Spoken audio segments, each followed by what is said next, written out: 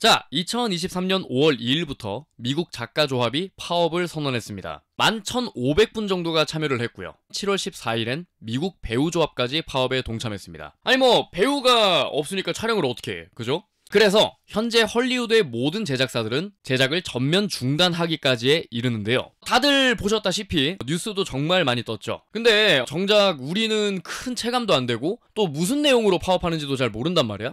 아무래도 우리나라 일이 아니라 바다 건너 먼 나라 이야기다 보니까 그럴 수도 있을 것 같은데, 오늘은 헐리우드에 지금 무슨 일이 일어나고 있는지 간략하게 알아보는 시간 가져보도록 하겠습니다.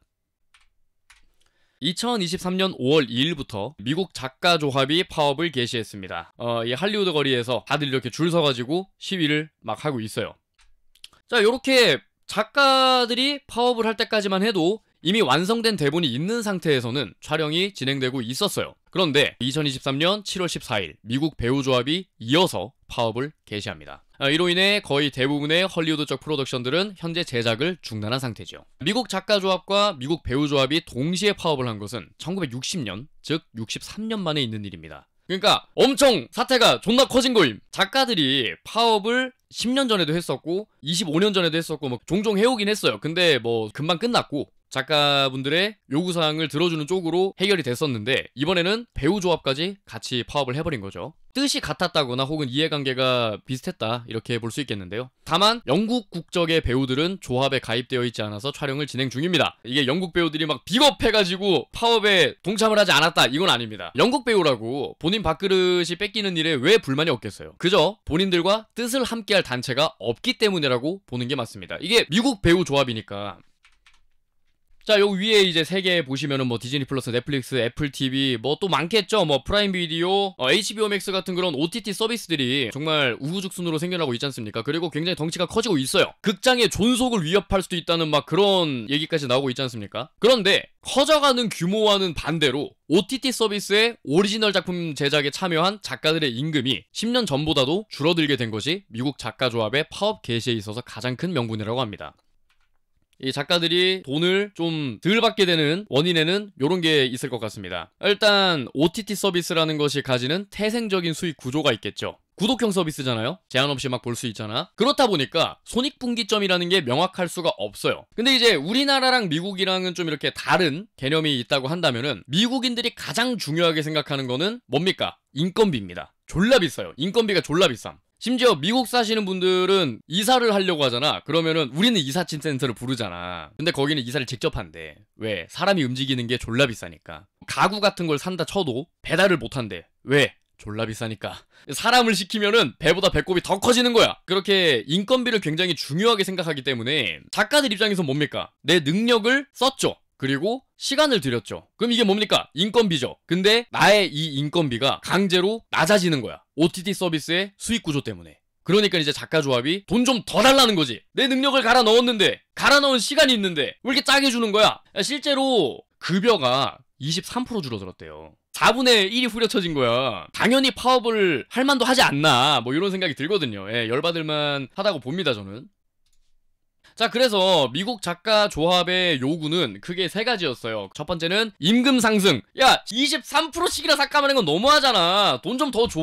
이거랑 두 번째는 업무 환경의 처우 개선이었습니다. 갈려나가죠. 작가들만 갈려나갈까? 최근에 이제 플래시 같은 경우도 CG 만드시는 분들 일주일 만에 만들었다는 얘기하고 있지 않습니까? 그럼 작가는 또 어떻겠냐고. 괜찮은 시나리오 나올 때까지 졸라 갈려나가겠지. 그러니까 업무 환경 좀 개선해달라 이거야. 그리고 세 번째는 챗GPT와 같은 AI 툴의 사용 제한. 요거는 많이 들어보셨을 거예요. 챗GPT 우리 다 많이 쓰잖아. 대학생분들은 과제할 때 가끔 쓰기도 하고, 메일 보내시는 분들은 챗GPT한테 비즈니스용 메일 서식 좀 만들어줘 이러면은 쪼르륵 나와가지고 거기다가 이렇게 내용만 사사삭 바꿔가지고 보내고 하잖아.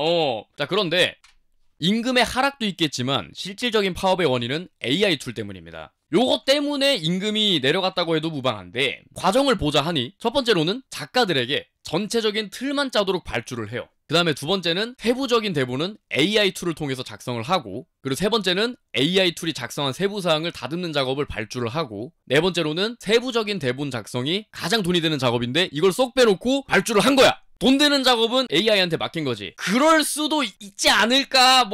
자본주의 사회에서 돈 아끼는 건 당연하지 않을까? 이렇게 얘기를 할 수도 있겠죠. 물론 그렇게 얘기를 할 수도 있겠는데, 이제 문제는 요렇게 됐을 때 과연 이 각본에 대한 저작권은 누구한테 가는가? 라고 한다면은 심지어는 이제 큰 틀 자체도 AI가 짜는 경우가 있다고 하니까 AI가 A to Z를 다 만들면 상관이 없는데 작가들이 하청처럼 들어가는 거죠. 예를 들어서 여러분들이 수리남 작업을 했어요. 근데 글을 쓰고 했는데 그걸 이력서에 못 넣는 거야. 그런 상황인 거지. 그럼 뭐 한 거야? 푼돈 받고 시간 날린 거야. 그런 상황인 거죠. AI 툴을 지금 사용하는 그 문제가. 자, 그렇다면은 미국 배우 조합은 왜 파업을 동시에 개시했는가에 대해서도 좀 알아보도록 하겠습니다. 발단은 이렇습니다. 설국열차 드라마판 배우들이 어느 날 뜬금없이 카메라 앞에서 연기를 요구받았다고 해요. 근데 그 작업의 결과물들이 AI 스캔에 쓰였다는 사실을 뒤늦게 알게 됐습니다. 알고 보니까 다른 대형 스튜디오들 또한 AI 스캔본을 바탕으로 배우들을 대체하려고 했던 거지. 좀 너무하지 않냐?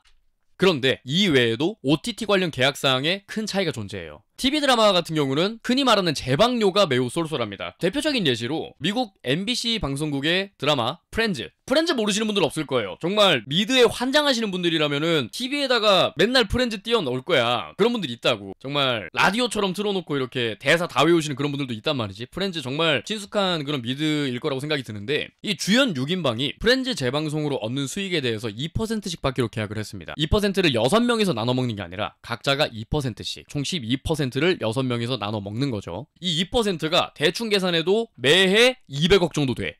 이거를 못 받는 거지. AI로 대체가 되면은. 드라마를 그렇게 찍어버리면. 그런데 이제 OTT 서비스 같은 경우는 수익 구조 자체가 다르기 때문에 이런 식의 정산 자체가 불가능해지고요. 그리고 더군다나 AI가 그 자리를 대체하게 되면은 돈 못 받지. 그러면은 그냥 기업이 200억, 6명이니까 1200억이지 그거 꿀꺽 하는 거지. 물론 OTT 서비스에 올라가 있는 것만으로도 약간의 금액이 지급되긴 하는데 배우들의 임금 수준에 비하면 턱없이 낮은 금액이고요. 그래서 배우들이 얘기를 했습니다. 오케이, 그러면 조회수에 비례해가지고 해당 금액을 올려줘 라고 했는데 거부를 당했고, 이 일로 인해서 파업이 촉발된 거죠. AI 이슈가 있고, 그리고 이제 OTT에서 나오는 인센티브 금액을 달라고 했는데 그것도 안 된다 해가지고 배우조합이 파업을 개시를 한 거죠. 자, 그래서 현재 파업으로 인해서 제작 중단된 작품들에 대해서 좀 알아보도록 하겠습니다. 너무 많아요. 너무 많습니다. 일단은 라스트 오브 어스 시즌2. 라스트 오브 어스가 또 드라마판은 꽤 잘 나왔다는 얘기가 있는데 그것도 이제 중단이 됐고요. 기묘한 이야기 시즌5도 중단이 됐고, 아바타 시리즈도 홀딩, 캡틴 아메리카 브레이브 뉴월드, 데드풀 3, 썬더볼츠, 블레이드, 판타스틱 4, 어벤져스 2편, 패밀리 가이, 아메리칸 데드, 데일리쇼 밑으로는 다 이제 미국 토크쇼인데 지미 키멜 라이브, 레이트 나이트 쇼, SNL도 있고, 요런 쇼들이 이제 어떤 거냐면은 우리나라로 따졌을 때 아는 형님 중단됐어, 런닝맨 중단됐어, 예능 싹 나가리, 그런 식으로 지금 굴러가고 있습니다. 그러니까는 꽤 큰 사건이죠. 자, 그런데 그 와중에도 남 탓하기 바쁩니다. 우리 제작사 형님들은. 현 디즈니 CEO 밥 아이거 형님께서 이제 뭐라고 하셨냐. 코로나로 인해 영화 산업이 위태로웠고 아직 완전히 회복되지 않은 시점에서 혼란을 가중시키고 있으며 그들의 요구는 현실적이지 못하다. 아니, 한 만큼은 달라 이거 아니야. 이 형님은 좀 이제 그만 얘기하실 때가 되긴 했어. 형님 임금 깎으면은 발작 가실 거잖아요. 똑같을 거면서. 그리고 이제 미국 제작자 조합의 입장에서는 아직 코로나 여파에서 회복하지 못한 제작사들에게 두 조합이 가혹한 요구를 한다. 여기서 이제 재밌는 게 뭐가 있냐면은 조합에 가입되어 있는 제작사들의 임원들은 고액의 보너스를 지급을 받았습니다. 그렇게 어려우면은 보너스를 스키야 받지 말아야지. 야무지게 받아 드셨대요. 대형 제작사 임원이라는 분들이 환경 탓, 남 탓만 하고 있으면 어떡합니까? 그런 문제들을 해결하라고 높은 데 있고 비싼 월급을 받고 있는 거 아니겠습니까? 근데 이제 해결 방법이라는 게 우린 잘못이 없어요, 쟤네들이 너무 한 거임, 이라고 이제 징징대는 게 그래 나름 임원들이신데 자, 그래서 우리는 이제 소비자니까 배우들 힘들고 작가분들 힘들고 오케이 알겠는데, 근데 이제 우리는 어쨌든 소비자잖아. 소비자 입장에서 한번 생각을 해보자고요. 물론 시대의 흐름에 따라서 배우, 성우, 작가 분들 일자리가 AI로 대체되는 거는 또 어쩔 수 없다라고 생각을 합니다. 사실 그렇잖아요. 생산 과정에서 자동화 비율을 상승시키는 이유가 초기 투자 비용을 상승시키는 대신에 생산 단가가 절감이 되고요. 그래서 소비자 가격이 내려가고, 그래서 생산자와 소비자가 모두 이득을 보는 구조잖아. 맞잖아. 인건비를 안 떼니까 당연히 우리는 사 먹는 입장에서 가격이 내려가겠지, 그지? 소비자 가격이 내려가야 된단 말이야. 우리 소비자 입장에선 그게 제일 중요해. 맞잖아.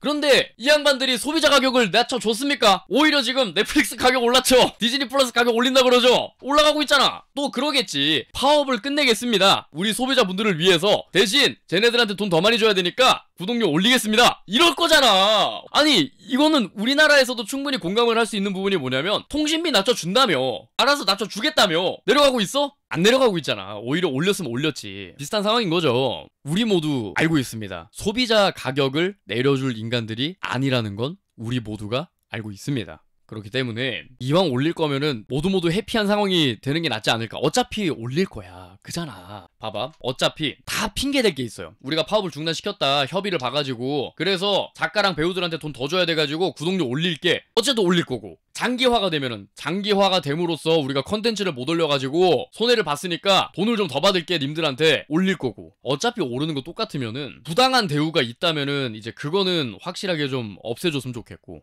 공생할 수 있는 그런 프로세스를 좀 찾아야 될 것 같아요. 왜냐면은 결국에는 생산 과정의 자동화는 언젠간 이루어질 거니까. AI 때문에. 코로나 사태 장기화 때문에 힘들어 죽겠는데 개소리 하지 말라고 하는 막 그런 개 헛소리, 그런 거 듣는 거 너무 지긋지긋합니다. 어쨌든 이 악순환을 좀 어떻게 다 윈윈하면서 끊어낼 수 있을지 강구하는 게 시급하다고 봐요. 자동화는 이루어질 거고 그런 새로운 흐름에 발맞춰서 녹아들 수 있는 그런 방법을 찾아보는 게 맞지 않을까. 지금까지 김채호의 필름찍기 김채호였습니다. 다음에도 더 재밌고 유익한 이야기로 찾아뵙도록 하겠습니다.